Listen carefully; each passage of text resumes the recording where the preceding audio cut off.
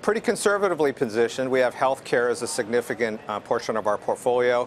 Still hanging in there in tech, buying some of the stuff that's dropped a little bit. And I think financial services ultimately is going to recover from its downdraft here lately because of interest rate increases in their net margin interest. So I think it's probably a neutral environment in terms of the outcome of the midterm elections relative to the markets. But we'll have to see what happens in terms of legislation. Michael, if we do see a surprise result and both houses staying either with the Republicans or both switching to the Democrats, what would be your top sector pick in either scenario?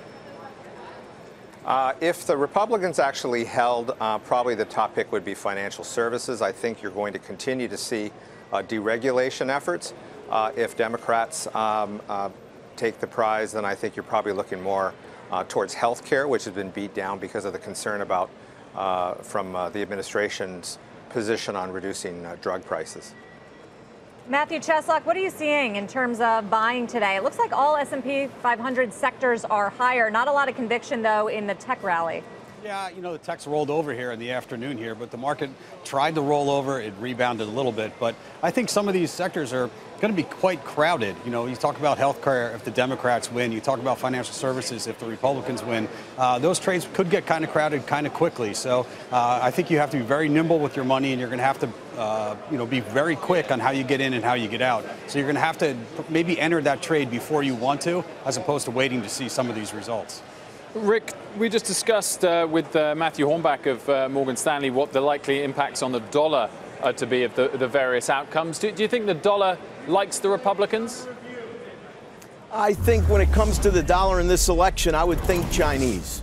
That if this president his party holds on to both houses, I would think that would empower him a bit, and I think that would make the Chinese a bit more nervous. I think their currency would be lower, and I think the dollar would be higher, and that's, I think, the biggest influence that I can at least discuss without knowing the results. I think the Chinese have made it quite clear.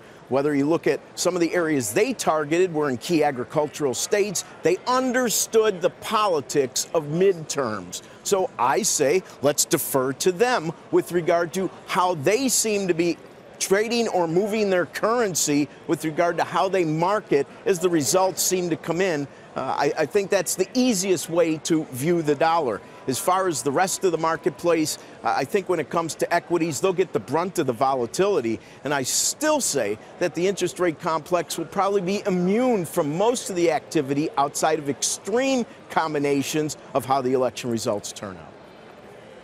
Michael Yoshikami, you mentioned healthcare somewhere, a place you like right now. Do you think pharma and biotech stocks could be vulnerable based on the results of this election? Or if it goes according to plan and we see gridlock, maybe that would be a good outcome because no more pricing efforts.